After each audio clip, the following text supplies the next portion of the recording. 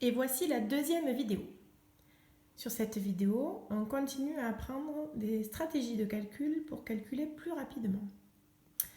Cette fois, tu as pioché 3 cartes, 8 de pique, 2 de pique et 6 de pique. Tu veux calculer combien tu as de points en tout. Quelle opération est-ce que je dois faire? Oui, c'est ça, 8.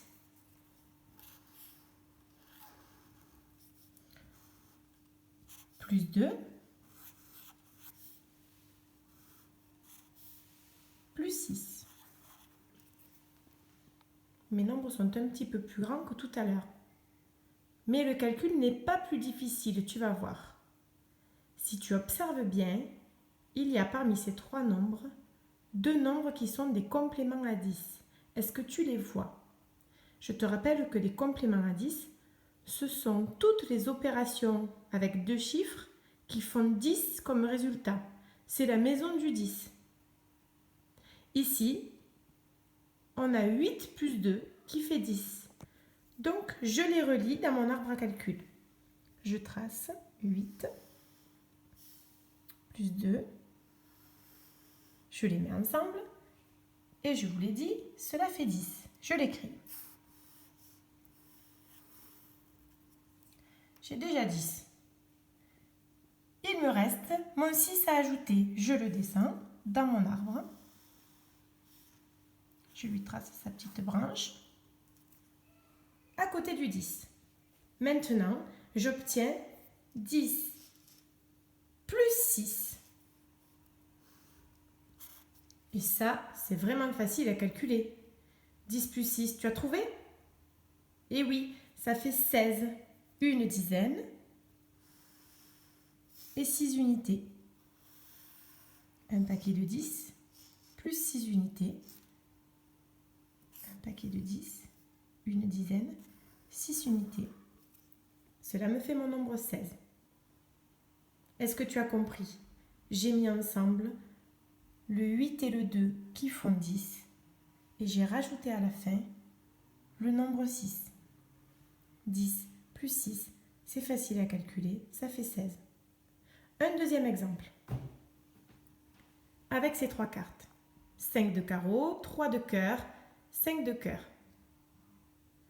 Là, si tu es rapide, tu as compris ce qu'il fallait faire. Évidemment, j'additionne les 3 nombres. 5 plus 3 plus 5. Et là, tu remarques tout de suite un calcul de la maison du 10 que tu reconnais. Et oui, c'est le 5 et le 5. 5 plus 5, ça fait 10. Alors, je les relie. Comme ils ne sont pas à côté, je vais devoir tracer mes branches un peu différemment cette fois. Première branche, je la descends comme d'habitude. Mais celle-ci va devoir rejoindre la première branche que j'ai tracée. Ici. Vous avez vu, elle est un peu de travers celle-là, mais je n'ai pas le choix. Je sais que 5 plus 5, ça fait 10. Je l'écris.